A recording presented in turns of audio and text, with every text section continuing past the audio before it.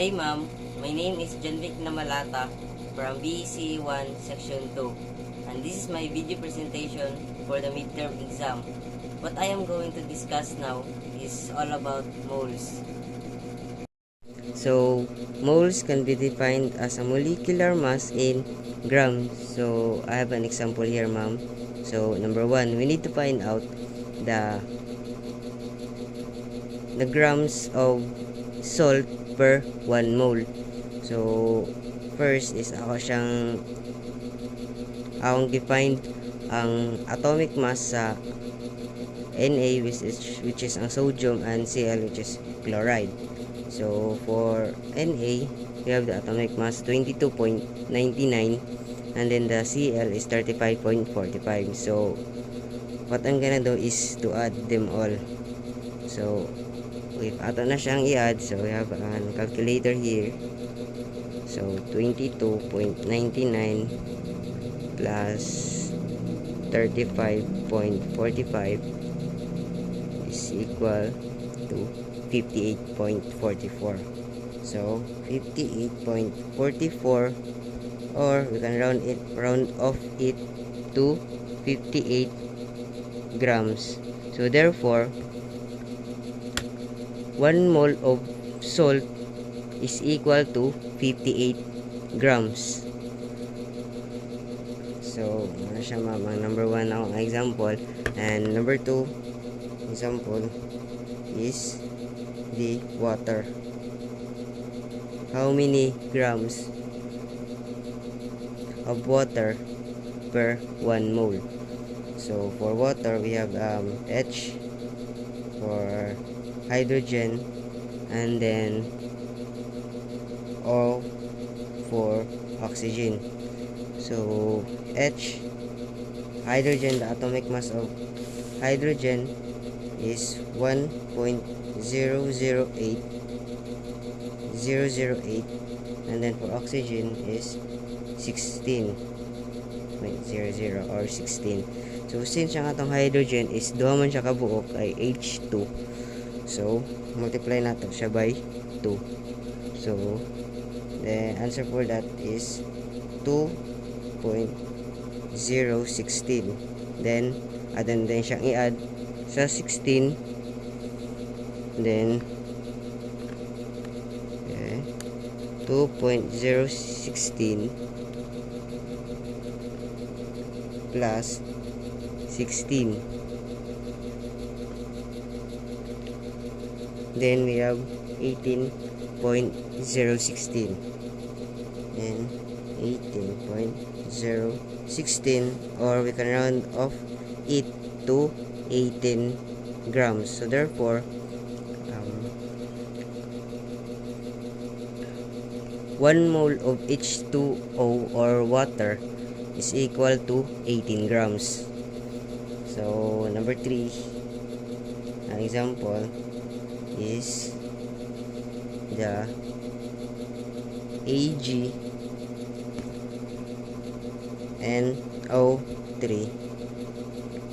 or silver nitrate. So we need to find out how many grams of silver nitrate per 1 mole. So for silver nitrate, we have Ag,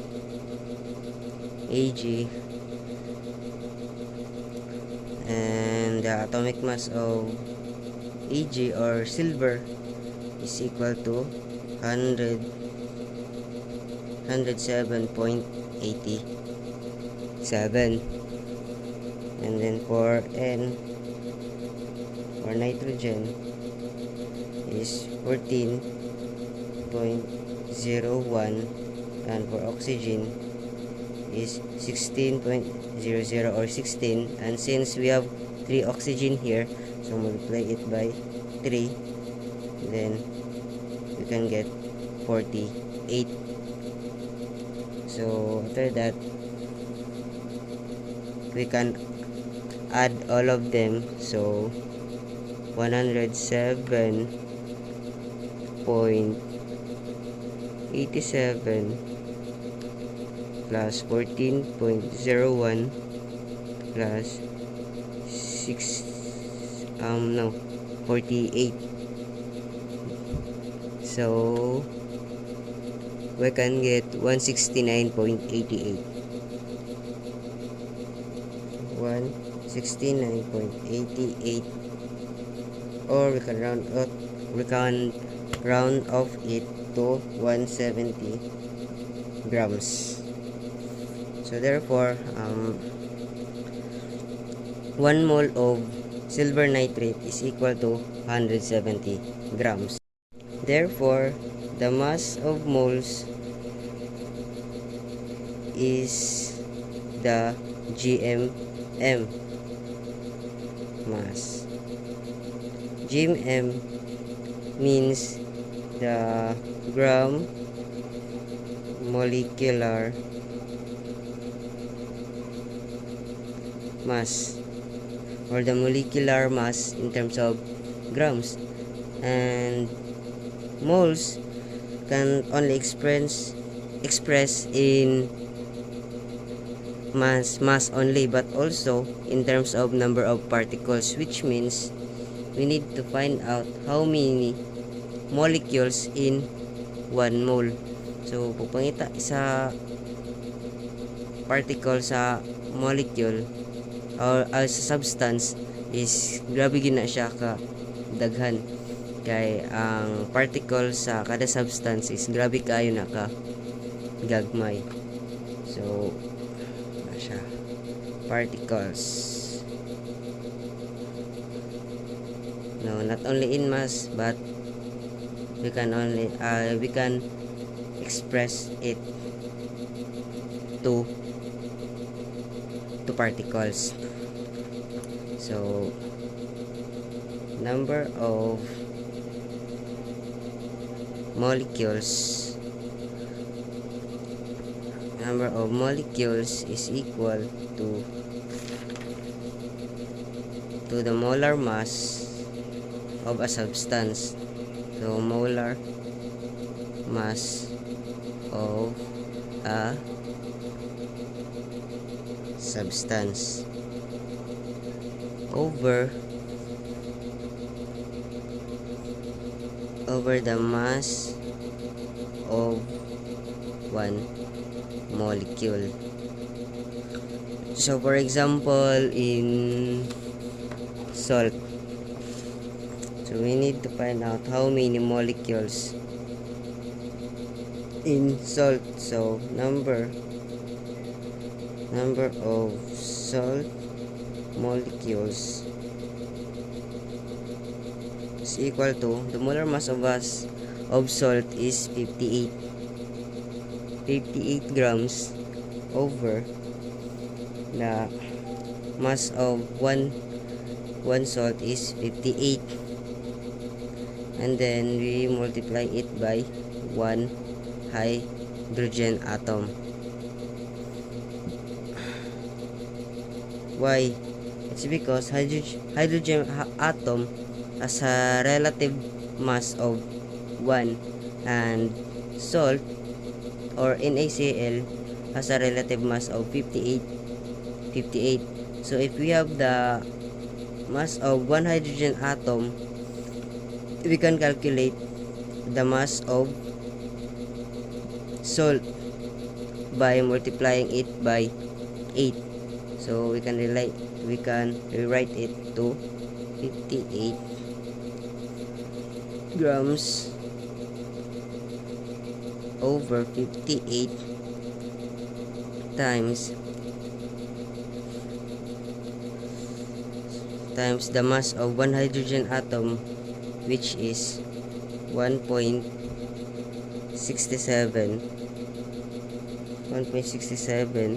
times 10 to the power of negative 24 grams. Then cancel, and then if we get the answer of this, we can get 6.022 times 10 to the power of 23 molecules. or this this number also called as the Avogadro's number.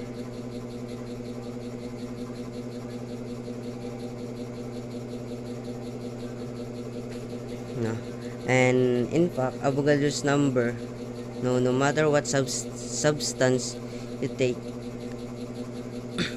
you will get the same number of molecules in 1 mole. So bisag unsa pa ka nga substance ang imong isolve, ang answer is 6.022 times 10 to the power of 23, or the Avogadro's number, no. And so mao na siya, kung bisag unsa pa to nga substance ang imong isolve, ang 1 mole, ang molecule sa 1 mole is equal to the Avogadro's number, or the 6.022 times 10 to the power of 23. And also, so the particles of moles is equal to 6.022 times 10 to the power of 23, or the Avogadro's number.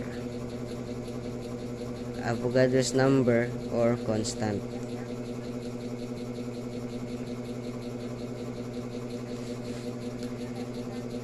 And also, we can express moles in terms of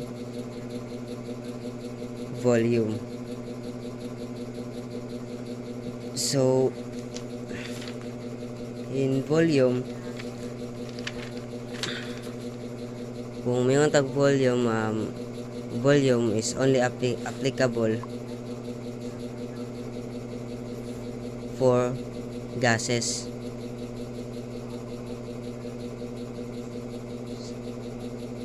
Not liquid or metal. So kung mag-solve ta sa volume, ang ato lang gamiton nga mga substance is katong mga gases. So for the volume, we have 22 is equal to 22.4 liters at STP for any gases. So STP means the standard temperature and pressure. STP means the standard temperature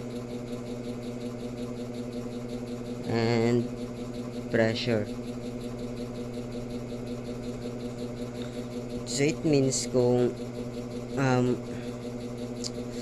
natay substance nga gas, no, any substance nga gas, ang 1 mole ana in volume is equal to 22.4 if ang atong temperature, ang atong pressure is nasa standard, which is ang standard temperature is equal to 0 degrees centigrade, and the standard temperature pressure standard pressure is equal to 1/8 atmospheric pressure, or the normal pressure we feel in surface, or the normal pressure we feel on surface. So for example, sa volume is, for example, na ako sa room, and then iset na ako ang temperature and pressure into standards, which is ang temperature is 0 degrees centigrade and ang pressure is 1 atmospheric pressure. And then ang mga substance nga nasa room is equal to 22.4 liters in volume per 1 mole. So, mo na siya, ma'am. Thank you. God bless.